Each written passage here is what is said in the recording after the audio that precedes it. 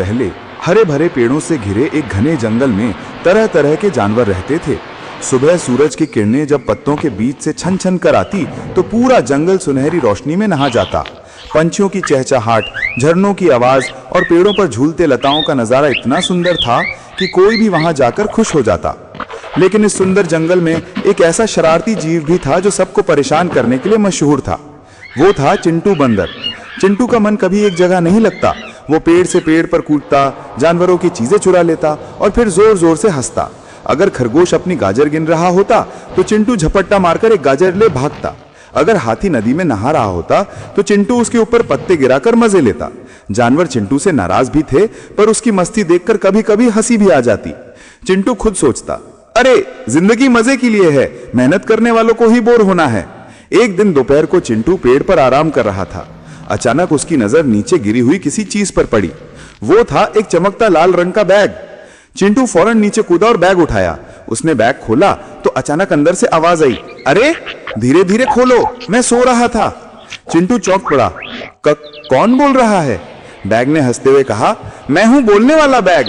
तुमने मुझे उठा लिया है तो अब मैं तुम्हारा दोस्त बन सकता हूं।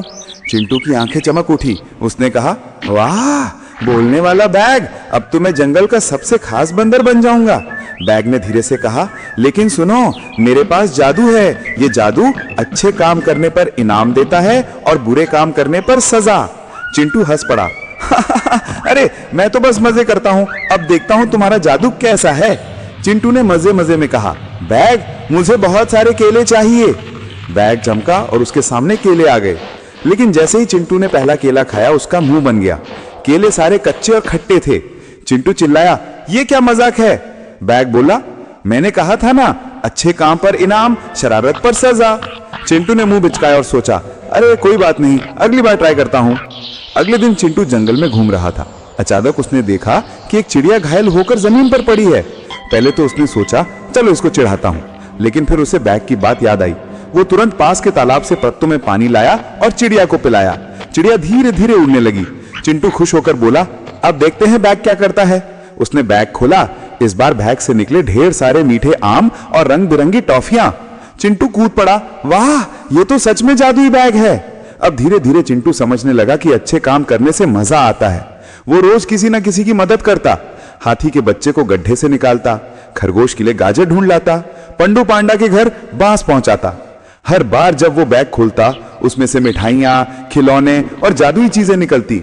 जंगल के जानवर अब चिंटू से खुश रहने लगे। वे कहते, अब हमारा शरारती चिंटू बदल गया है, ये तो मददगार बन गया है।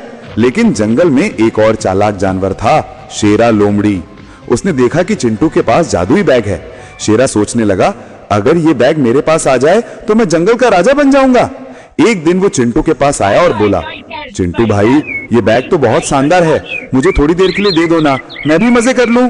चिंटू भोला सा था। उसने बैग शेरा को दे दिया। शेरा ने बैग से कहा, मुझे खजाना चाहिए, ढेर सारा सोना चांदी दो। बैग गरज कर बोला, तुम लालची हो, तुम्हें इनाम नहीं, सजा मिलेगी। अचानक बैग से धूल का गुब्बारा निकला और शेरा के नाक पर बैठ गया। शेरा को इतनी जोर से छींक आई कि पूरा जंगल हंस पड़ा। शेरा भागते भागते बोला, धत तेरी की, ये बैग तो मुश्किल में डाल देगा। उस दिन चिंटू ने बैग से पूछा, बैग, तुम मुझे क्यों मदद करते हो? बैग बोला, क्योंकि तुमने समझ लिया है कि असली मजा शरारत में नहीं बल्कि दूसरों की मदद करने में है। जब तक तुम अच्छे काम करोगे मैं तुम्हारा दोस्त रहूंगा। चिंटू खुशी से बोला, तो अब से मैं जंगल का सबसे मददगार बंदर बनूंगा। और सचमुच उसके बाद चिंटू हर जानवर की मदद करने लगा। बैग हर दिन उसे इनाम देता रहा। जंगल के सभी जानवर कहते थे, अगर चिंटू मदद करेगा तो बैग से जादू बरसेगा। एक दिन जंगल में मेला लगा।